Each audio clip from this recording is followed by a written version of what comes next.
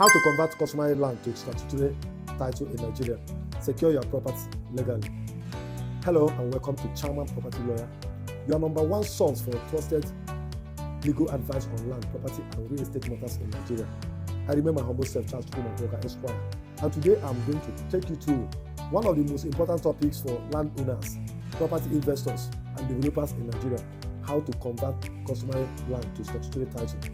If you own land under customary law, whether by inheritance, family allocation, village health confirmation, or traditional transfer, you need to watch this video to the end because you are going to learn a lot. This information could protect your land, unlock development opportunity, and even increase the value of your property. And that's why you need to stay to the end of this video. Now, let's get started. What is customary land? Do you really understand what a customary land means in Nigeria? In Nigeria, land is either held under customary law or under statutory law. Customary land refers to land that is owned and transferred according to traditional norms and customs. Examples are: number one, land inherited through family lineage. Do you know when a land is being inherited through family lineage? When your forefather give birth to your father, and your father to, that's an inherited land. So your father inherited from your forefather, and you are inherited from your father. So that's land inherited through family lineage. The next is land gifted by traditional rulers, village head, like Kabiyesi. You go there and you perform well and they decide to give you land, or the king of any king of your community, whether it's Obi, whether it's Igwe, whether it's Kabiyesi, whether it's Obas, whatever. Once they give you land, that is a customary transfer of ownership. Then the next is land acquired through customary allocation by community or family members. Now, when family share their portion of land, they used to allocate them to individual members of family, and they will sell it to anybody that they wish. So these are the things that are very much important. Most rural lands are even, most especially those in suburban areas, falls under customary tenure. If you see land in the village, all this land in the village falls under customary land tenure system. While customary land titles are recognized, but they do not confirm full legal ownership in the eyes of statutory law unless they are fully documented and regularized. These are the very important things that you need to know about these most important things about regularization, and these are where conversion comes in. Do you really know why conversion comes in? So these are the things. What then you know that family people can actually share land and convert it, and you know that statutory right of occupants can actually be converted. So you need to know that what is statutory title. And as I said, what is this statutory title? Statutory title refers to land, a form of ownership that has been officially recognized and registered by government, usually evidenced in a document such as certificate of occupancy, governor consent, registered deed of assignment, registered list, or freehold title. These documents make the land valid because it has government backing.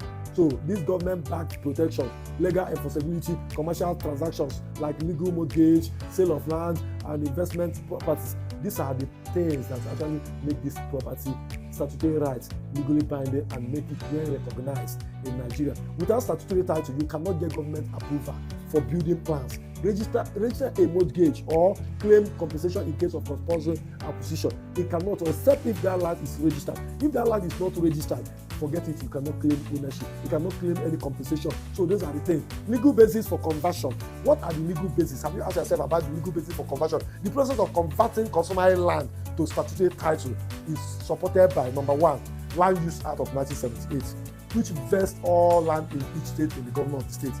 Now, Section 1, 5, and 22 of this Land Use Act of 1978 empower the governor to grant statutory rights of occupancy and consent to transfer the transaction. So this Section 22 is actually where all these issues of governor consent comes about. And Section 1 of this Land Use Act vested the land in the governor of the state. So state land use and urban development law for administrative purposes are being determined by the virtue of this Land Use Act. The law allows a holder of customary right of occupancy to apply to the state governor for a statutory right over the same land. Note that those land that falls under customary right of occupancy can actually be converted only if you approach government by way of application for conversion, and that's the only way. Now I'm going to walk you through step-by-step guide on how to convert land to statutory title. You need to know that. Number one, verify the land status. Conduct a land verification and search at the land registry. You need to do that first. Very important. confirm that the land is not under government acquisition first of all. If it's under government acquisition, then that means the issue, especially when the land is committed for a purpose. Once a land is committed for a public purpose, forget it. Don't go there at all. There's no need. Then if the land is under litigation, you also know. You need to know this. If the land falls under any setback by the state set down by government, either setback canal or highway or federal highway or whatever, whether it's a high tension setback, you need to understand that. So you need to do verification. Verification is very important. No, now step 2 that you need to take is that to obtain a proof of customary ownership, you need to first of all obtain the proof of customary ownership. How do you get that? Gather documents such as family deed or sale agreement. A lot of my audience out there, you are buying a property, you did not ask for the document from the family. Because the person selling to you bought from somebody does not mean that you will not ask for the original family deed to the person. Let me tell you what you need to know. There's what is called chain of title. And for the chain of title not to be broken, you must trace the land from original family owner to yourself.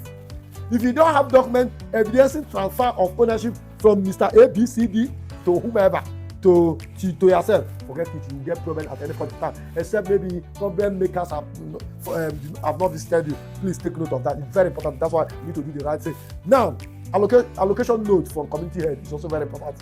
Allocation. So they states now some family or some money they give you initiation document. I know one family they call Oshoru Chieftaincy family in Isheri North, Lagos State. They give certificate of initiation. That is, they are inducting you into their community. So some people, when they say initiation, they think it's to initiate into a secret court. No, that's not what they mean there. To bring you and welcome you into the community. There are so many other places that they do that in Bejuleki, and they will give you that certificate, and the form is form of an allocation paper from the family, and that's what you show as evidence. Now, survey plan is also very important to show the place of boundaries. Then affidavit of possession is also very important. Some people don't even know the importance of swearing affidavit of possession, because one, it makes the deponents will now be held liable for perjury if you violate any of the clauses or of the affidavit. Then receipt or evidence of payment. You need to have that evidence of payment. Letter of confirmation from Baale or Oba, as case may be, or Igwe, where it is required. Please note that they always give that letter of confirmation. Some advanced Baales and Obas or Kabiyesi or Igwe or Obio, they used to do that. Step 3, after all this now, engage a registered surveyor. Please, it is very important that you engage a registered surveyor. If you don't have one, engage a lawyer to help you to engage the surveyor, because sometimes when you have your lawyer will surely know a state surveyor that the registered surveyor that will help you to do the necessary. What are the things that a state surveyor will do for you? Number 1, prepare a composite survey plan and beacon site plan to be able to map the boundaries and define the land very well. Number 2 is the state surveyor, it must be in accordance with the state cadastral requirement. Every state government has what is called cadastral survey, cadastral layout, or whatever they call it. It shows the layout of the land in the state and how it's been structured, whether it's allocated, whether it's free. So they must show and ensure that everything falls within that cadastral survey. The survey must be lodged with Office of Surveyor General. That's your survey plan that you do. Please take note of that. Then after this, remember I'm walking you through on how you can convert your customary land title to statutory title. Then the first stage you will get to is to apply for certificate of occupancy. So after you have engaged your surveyor, they have done the survey plan, they have done everything, and you have gotten your title deed or any letter of transfer of ownership from the family or from the community or whomever that hold the title of the family customary rights. You must have evidence of transfer of customary right to yourself. And once you have that evidence with your survey plan mapping out the area of your land, then with that you can then apply to government for certificate of occupancy. Now, what are the things you need to do? Number 1 is submit application to the State Ministry of Lands and for land allocation committee. Some of them they differ in different states. So some states used to have land use allocation committee. Some states used to have Ministry of Land and Survey. Some states used to have Ministry of Land and Fiscal Planning. Depend on what you have in your state. Please, you fill the prescribed form and attach the following documents. These are the documents you must attach if you apply for CFO. For those of you who are asking me, please, what are the documents that I need to apply? I need to apply for my CFO. Number 1 is your survey plan. Number 2 is your passport photograph. They will paste it there. Then proof of customary title.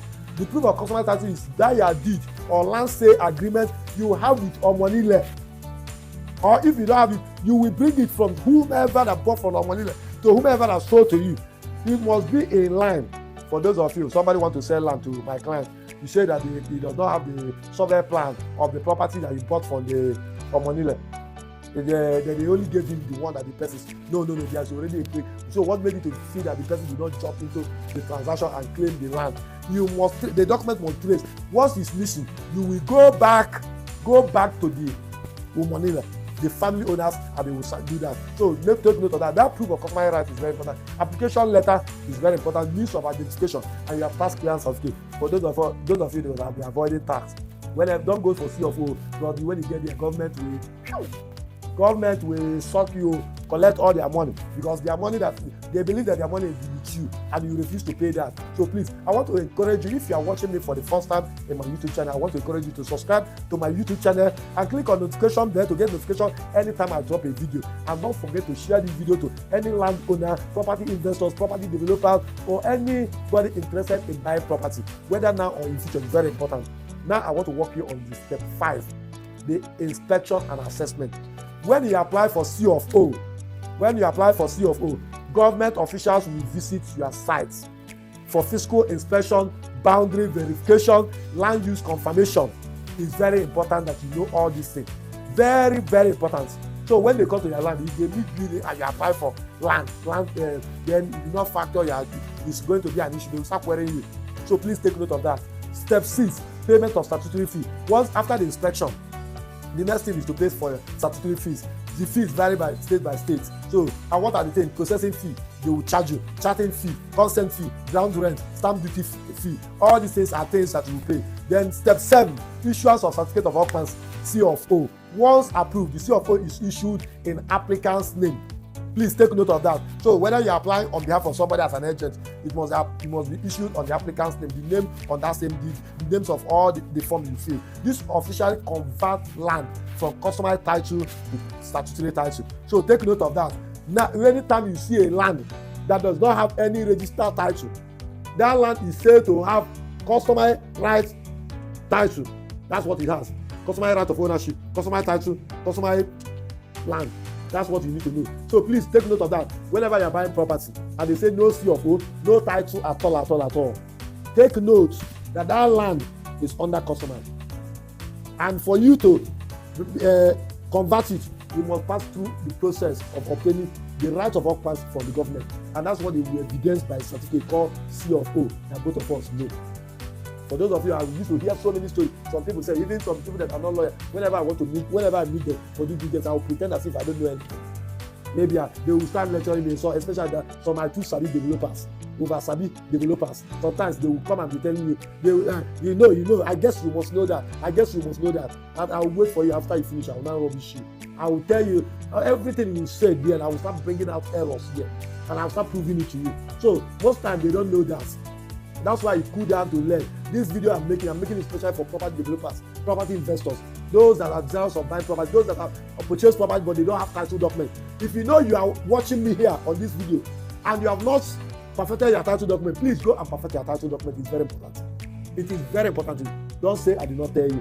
I would like to see you perfecting your title document. Now I want to tell you the benefit of conversion.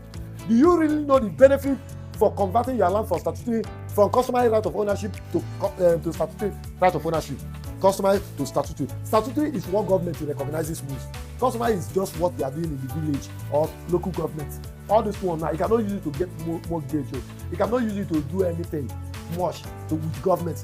So take note of that. Why you must convert your property title to statutory right of occupancy, and the essential thing you need to know. Number 1, security of title. No more fear of dispute or loss. The land is already registered and is recognized by the government. Anybody that wants to question your title will first of all go to government and in fact go and challenge the C of O. Any title that government have given to you, they will first of all quash it and set it aside before they anything. So that one, before they approve that one, they go to court, go and define why the land belongs to them. Because before C of O is even issued, there must be a public notice. Where were you when they were doing public notice? That one you answer it in the next video. Next thing is bankable assets. That property will become a bankable asset. It enables you to use your land for loan or any collateral facility for investment purpose. Take note of that. Bank can come and pay money and you develop your project on the property. Bank can finance any project you're doing on that land because you have right of occupancy on it. Bank can prepare a legal mortgage. So next one is that it increases the value of the land. So once you register your land, it automatically has commanded a higher market value for your land. So the next is development approval, necessary for obtaining building plan approval. Most states, they don't have approval land if you don't register it or you don't show evidence that you have started the registration. Anything you are doing, all this approval you see people are getting it from the back door. How they are getting it, let's know, it's not part of our discussion here. We want to know, we ask them. Inheritance clarity makes successions and probate easier. Take note of that. Inheritance, when the person dies, it's very easy for probate to process the grant, whether the person died in the state or not. Very important. Compensation eligibility. That will make you to be eligible for any revocation of rights of occupancy by the government. So this will protect your interest in case if government come back and say they want to acquire the land, they want to revoke the right of whatever, government will compensate you. Because if you don't have any title, register with government, anytime they don't know who you are. Then caution. I want to walk you through on caution. Avoid these mistakes. Before I will tell you this mistake, I want to still encourage you. If you are watching me for the first time on my YouTube channel, I want to encourage you to subscribe to my YouTube channel. Click on the notification bell to get notification anytime I drop video. And don't forget to drop your comment on the comment section. I will do justice to respond to all comments on my comment section. And don't forget to share this video to anyone you know that you see that is interested in real estate, you're already investing in real estate. And don't forget to like this video. And once you think what you are doing is okay. I'm making this video not in a special way, but just particularly to those Nigerians in diaspora, Nigerians at home who have been desirous of investing, who have invested already, who have been wondering how to go about this. All those your land title document that you don't even know how to go about it. Drop your comment on the comment section or ask for our number. Our number is always on the platform there. You can ask for it. We can give you. But please also remember to follow me on all my social media platforms to enable you to get more information. Caution: avoid these mistakes. Very important. Do not build extensively on customary land without first verifying its status. It is very important. Do not buy family land without due diligence. And after the due diligence, don't forget family resolution. I used to tell people, don't buy land family land without family resolution. They must draft family resolution. Whomever that is working for you, tell the person that I want to see the family resolution, because that is what gives them grounds that they have decided to sell. And they even decide to sell to you, fine. But there must be a consensus between the family member. Otherwise, the certain member of family can wake up at any time and begin to challenge all the transactions. Please take note of that. Do not assume that possession equals legal title. No. Because somebody has been in possession of the property for a very long time, somebody can still come and dispute it. A lot, even by way of a statute of limitation that says once you are in the possession of real property for 12 years, you can approach courts to declare ownership. Somebody can still go to court and challenge you on the process. So please take note of that. Not because somebody has been there, verified very well. Always involve a property lawyer to guide you in the process. Don't go for this without engaging a property lawyer. So please take note of that. Now, how we can actually help you at Chaman Law Firm. At Chaman Law Firm, we help clients conduct land verification and due diligence, draft and perfect property title documents, and apply for certificate of occupancy or governor consent as case may be, and resolve land disputes, handle all property registration and title registration. We handle numerous landowners conversion of title documents from customary to statutory rights, and we can also help you too. Please take note of that. Don't meet quacks. Don't do anything. Don't meet anybody that is not a lawyer. If you don't have a lawyer and don't know how to go about it, go to the internet and type a property lawyer near me, a property lawyer in your estate and in your state. Please, it's very important that you do that. It's going to help you. So please, I want to thank you especially for watching to the end of this video. It's very important that you watch to the end. And I thank you and I appreciate you, and I want to see you in my next video. Thank you for watching and stay tuned. Bye for now.